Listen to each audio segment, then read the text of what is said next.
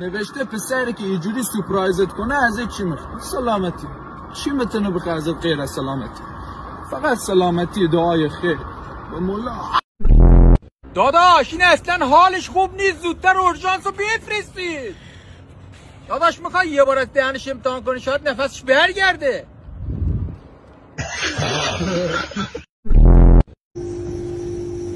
سلام داشتم من خسته نباشید. سرت شلوغه؟ آره داشت الان مشکلی دارم. پس بی زحمت اینو خارشو بکن تموم شد.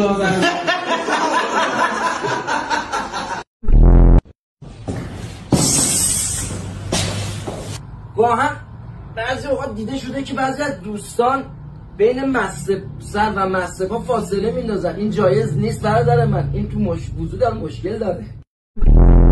این هر بچه آوردی پسر میخواستی یا دختر؟ فقط ماساژ میخواستم. ماساژ میخواستی؟